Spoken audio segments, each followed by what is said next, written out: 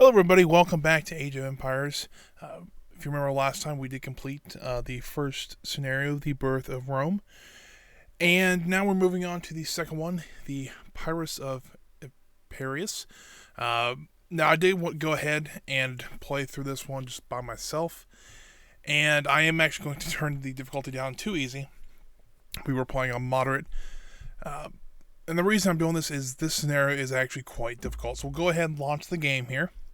So, in general, it's destroy the Macedonians without losing your two town centers, which seems pretty easy. And I actually thought it was going to be quite easy as well. The only problem is they're actually well prepared to take you on.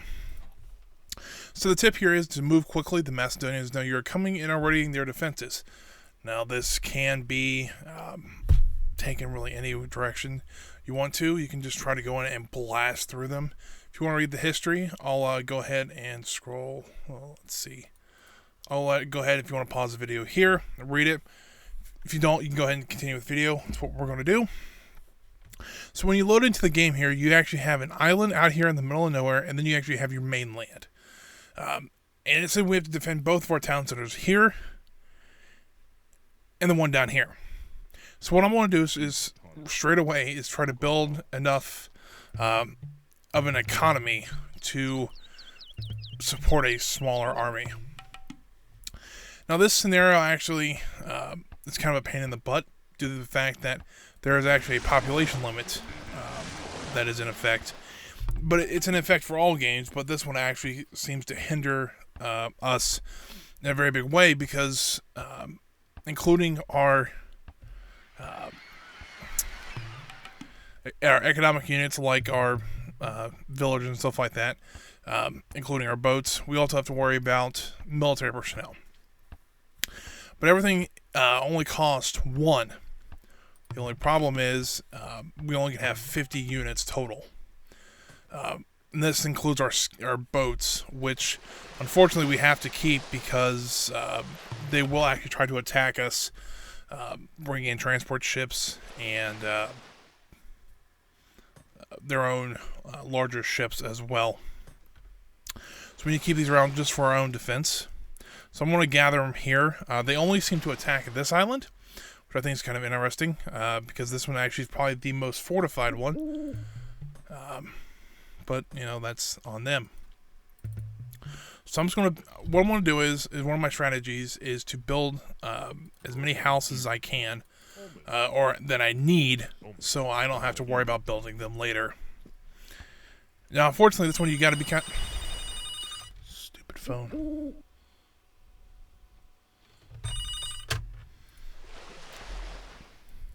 Sorry if the audio cut out there. I got a phone call right in the middle of that. So, what the hard part about the scenario is actually being patient enough to be able to have the units to take on your enemies. And that includes building your economy and such, but also doing it quick enough to where they don't build so many defenses that you can't take them out. So sort of guy was built. So what I try to do is put at least 4 on this scenario. I put 4 people on each.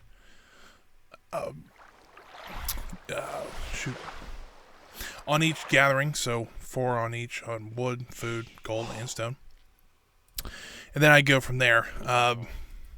Now, usually I tend to put more on food just because food, as we found out in the first one, is actually one of our biggest commodities, and we use it the most often. So we are starting on the first tech level, which kind of stinks, but that's where they put us at. Should be going okay. And so we have to build our way up to. I think the only way we can do it is actually go up to the Iron Age, which is the very last tech level, and to work from there. So.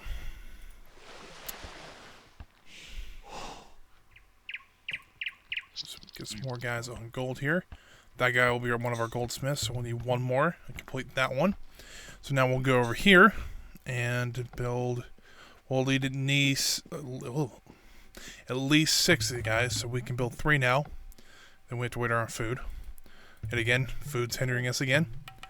I only have to build 2 more houses, and then I'll have our population limit set. So it's a good thing to have.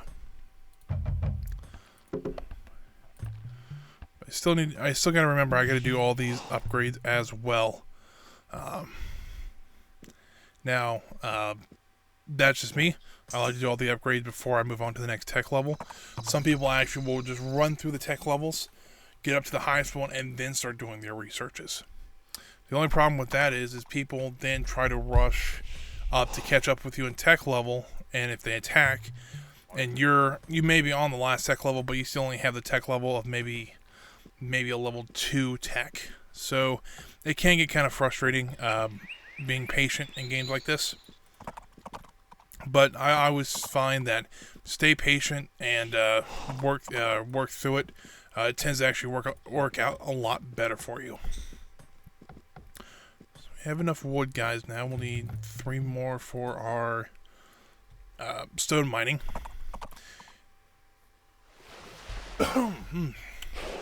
Not having a great day today, so if I start coughing a lot, you'll know why.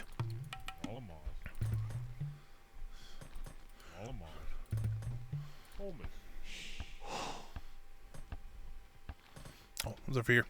Now I did get confused a couple times, especially on this one, when you have 2 town centers where your villagers are actually spawning. Now, one of the things I didn't like about this game, I can start complaining about it now, since I praised it so much in the first one. The population limits in these scenarios and in this game is actually quite low. Usually they're only around 50, is what I've found generally they all are. And it kind of stinks because you actually can't have a decent sized army to build up and actually have a good battle with. I know in Age of Empires 3, I think the population limit can get up to 400. But then, of course, some units actually cost more than 1 population gap. So we'll go ahead. Looks like we've explored our little coastal region. And there's not really many surprises here. Although, before we really get into a good battle, we'll need to actually find more gold and stone. Because although it looks like we have quite a lot now, in the long run, once we start getting into religion and stuff like that, it actually does diminish quite quickly.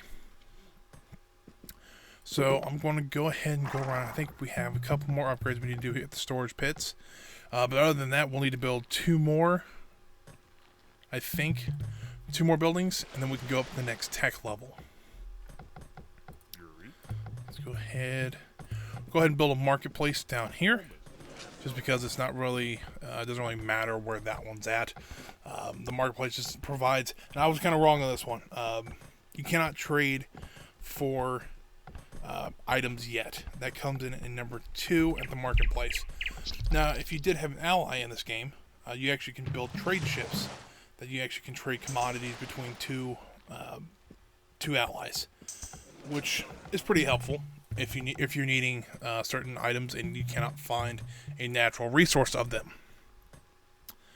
Now, I do think it's kind of interesting. This kind of played all of the Age of Empires up until the 3rd one. Trying to find more resources of food and poop. Trying to find uses for or more natural resources for food and gold. Now here we still have farms. They're not the greatest thing in the world.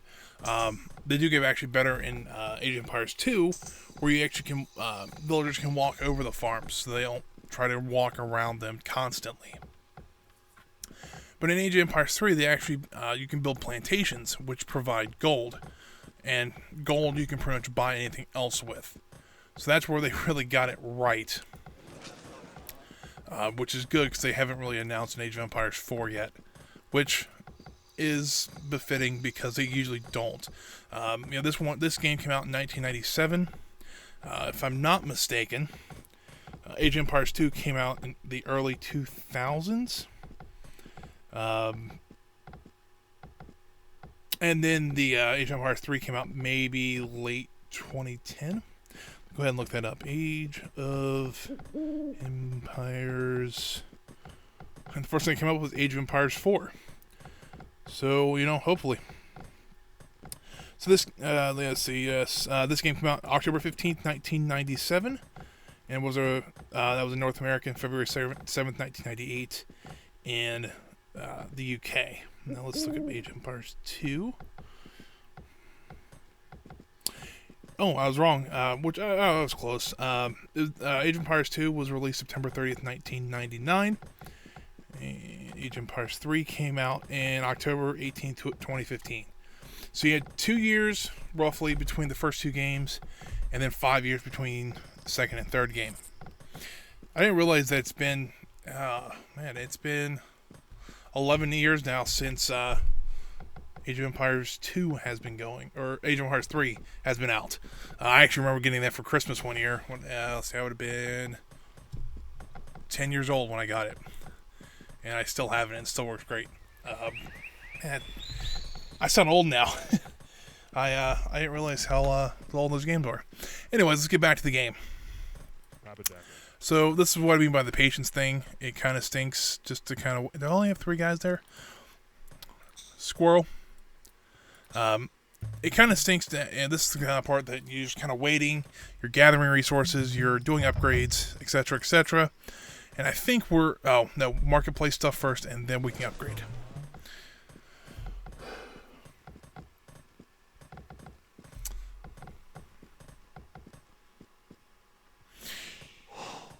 And you know what we can do, since we have our 4th guy now, we'll go ahead and since we're waiting on our marketplace, we'll go out and take our scout out to explore the rest of the land.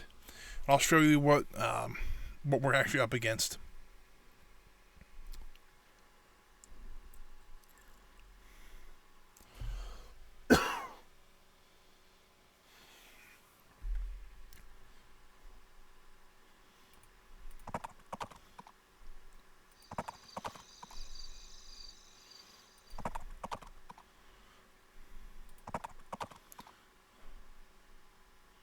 But yeah, hopefully soon we actually get into, if you remember from episode 2, we showed the final screen for the tallies, and part of it was religion. I'll hopefully get into that this episode. That's what I'm hoping, at least. But if you saw there, see if I can go back here and find him. There was an elephant. Has 600 hit points, and he's now attacking me. Quite a formidable unit, but that's where religion comes in, and we'll talk about that once we get our temple built and how we can actually get the units ourselves. Now you see just riding through here, that's actually the bigger one of the elephants. That's the armored elephant, and pretty much this guy's just going to do a quick suicide run, because there's no way he can get out of the situation now that he's dead. Shoot, what was I going to say? Oh, so those are the elephants we're up against. Unfortunately, we have really nothing that can compare to those elephants. So what we're going to have to do is we're going to have to steal them, essentially. And I will show that once we get everything upgraded.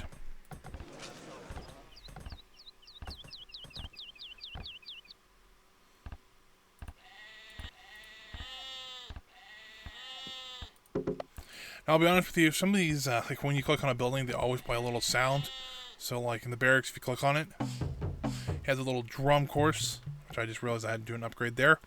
The market actually sounds like a marketplace where people are trading. There are some odd ones in here. I always find there's one for the academy, which you build heavier military units at. It sounds like somebody's suffocating. That's what I thought of, at least. But, you know, that's the nature of it. So, just want to let you guys know, this actually may be a 3-part episode, just because this actually is a little bit longer one. It took me, when I did it by myself, it took me about an hour and a half. I would like to keep these videos around 25-30 minutes. So, you know, eyeballing in, it's going to be probably 3 episodes. And that's totally fine. But, just giving you guys a heads up.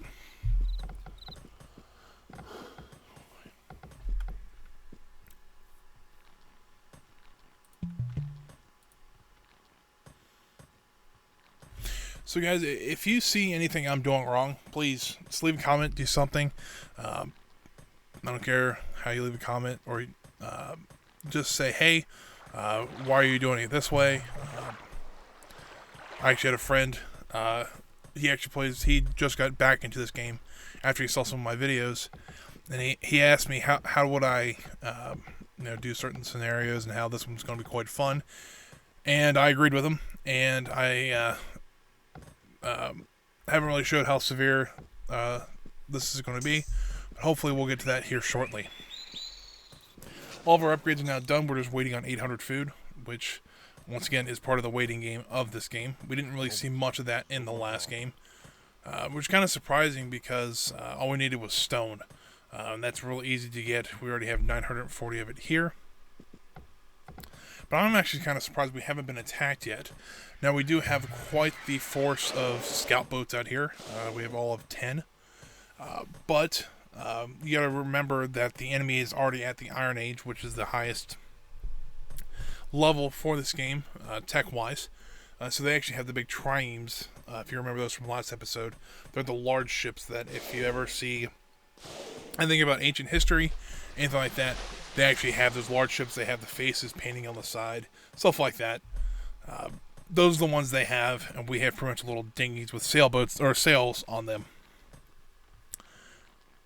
So, and that's another issue with this scenario, is the technology gap between us and the the army of Pyrrhus. So the Macedonians are the next one, I believe. So we're almost at 800 food. Now, it does kind of stink in this game. You actually kind of have to choose what units you want to build. These axemen I will probably kill them myself before they even see combat, which kind of stinks. But that's how it has to be, especially when some of the units, the axemen can be okay, but you get units later that are just outrageously powerful and can blow them out of the water. Now that we're at 800 foot, I'm going to go ahead and save. Go ahead and save the game. Save early, saved often.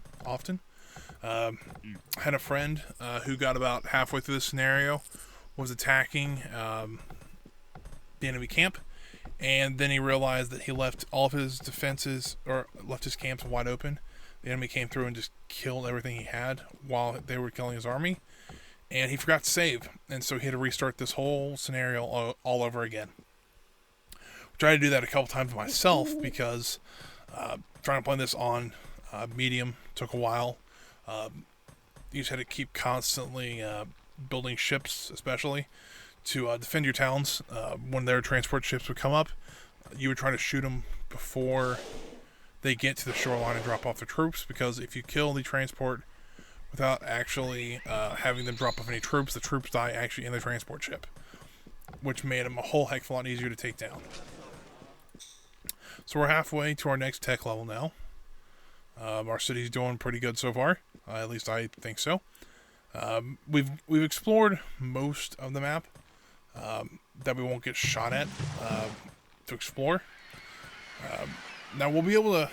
Right here is their first kind of art. It's really more for decoration. This is a bridge they have set up, but that'll be easy to get through, no problem.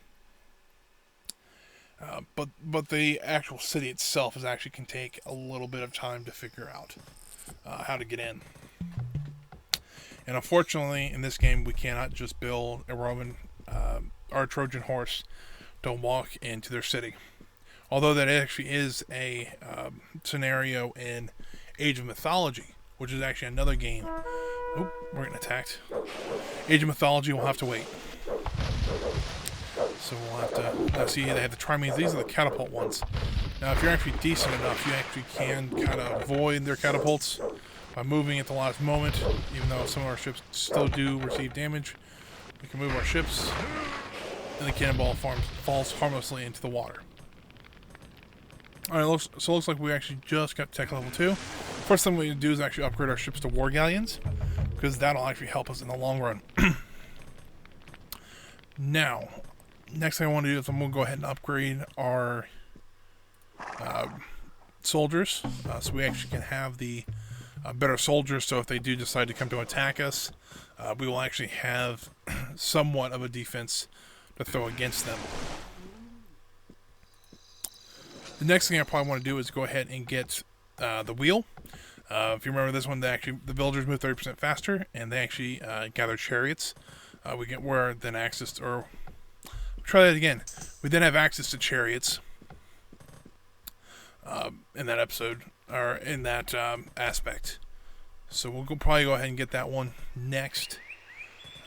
I'm also going to build a transport ship because our guys are about out of berries here.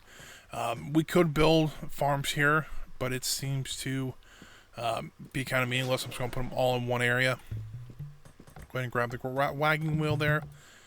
We see all the upgrades we have to do now again. That's no big deal. Now, I thought I heard the little ding sound actually indicate that we actually do have war galleons now. The next thing we're probably going to do actually is upgrade our fishing boats to the larger fishing boats.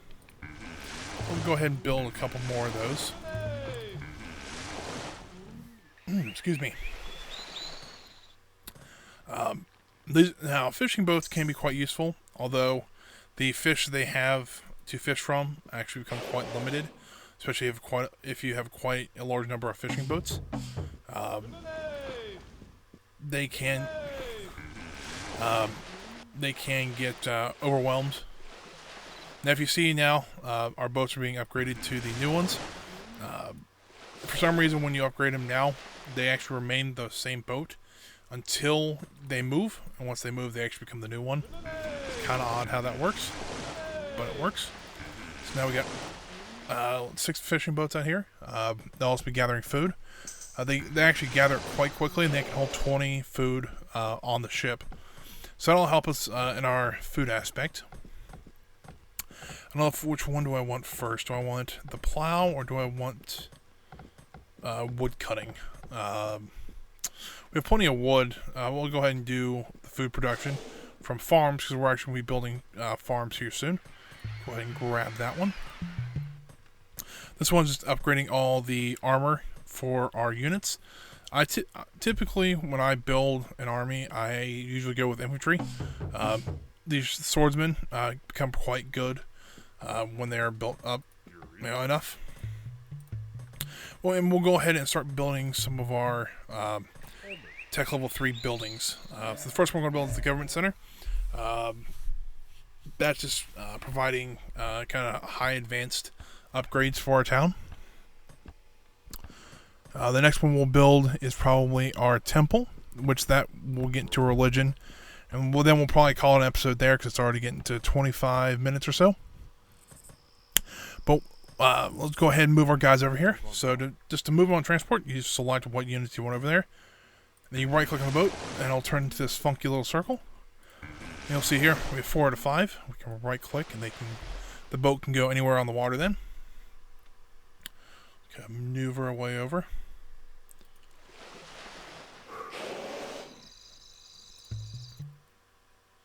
Drop these guys off, and we'll sail back. So now they're over here. They actually can build farms. Now, what I do is I like to actually keep them in like a... So Audacity decided to quit on me again. Not 100% sure why, but this time we only lost about 3 minutes of footage. So what I'm going ahead and do is actually just kind of dub over it and explain to you what I was talking about, just so you're caught up. We're all on the same page for the next episode. Now, what I was explaining is I actually like to put all my men into like a 1x1 area, just around the galley or the granary, just because then they actually don't have to walk anywhere to actually drop off their food. I'm doing just as bad as I did the first time, but it's okay. So really, this is just me kind of playing around, trying to figure out where the best locations to put these farms are. And then all of a sudden, the 2 farms I had there actually started failing. and I had to go build 2 more new ones. Now, the things you really missed, the 2 things that I'll hit are the new buildings for this tech level, which you'll see here momentarily. There's a couple buildings. There is the government center, which I already have built. The second one's the temple. The third one being the siege workshop, and the fourth one being the academy. So I was just kind of showing off the upgrades here from the government center, kind of the higher end upgrades. One is the nobility, which increases hit points to some of the bigger cavalry units. Writing, which actually shows your allies where you've explored. Architecture, where it reduces build time and also increases your hit points for your buildings. And logistics, which I'm pretty sure is new to the expansion pack, which allows barrack units to count towards half of your population limit. So they actually count as half instead of just 1. And I went with starting out with architecture because there's a lot of building still to be done. Just kind of showing off the rest of the map here. We have our war galleons, still have those archers. Everything up to this point is going pretty good. Now we'll explain a little bit about the temples. The temples is where your religion comes in. This is where you get your priest. Your priests are your big thing about your religion. They can do 2 things. Number 1, they actually can heal your units in battle. So when they're battling, they actually can revive, or not revive, but heal your units. And 2, they the big thing they do, which we will take advantage of this scenario, is they actually can convert enemy units to your side. So if you remember this elephant units from earlier, we actually will be trying to convert them to our side and actually have them fight for us. Now, one of the odd things about the temple is that it runs on gold. What I mean by that is all the upgrades are based on gold, and all the units, which is only the priest there, is actually done are just solely based on gold, which is helpful in the long run because then you just have to find gold to help those units out. So the last building we'll build is actually the academy. The academy is where you can train your hoplites, which are do become one of the more powerful melee infantry units in this game. But other than that, that's all you missed. So thankfully, this time we didn't lose very much footage. I did do a few more upgrades while the academy was being built. But this is where I'm going to end this video. Just as a reminder, please like and subscribe if you enjoyed the video and you want to see more of them. Even though it's just 2 clicks, it really means a lot to me, especially since I'm just now starting out and really could use that encouragement. So I hope you all have a great day, and I'll see you guys in the next episode.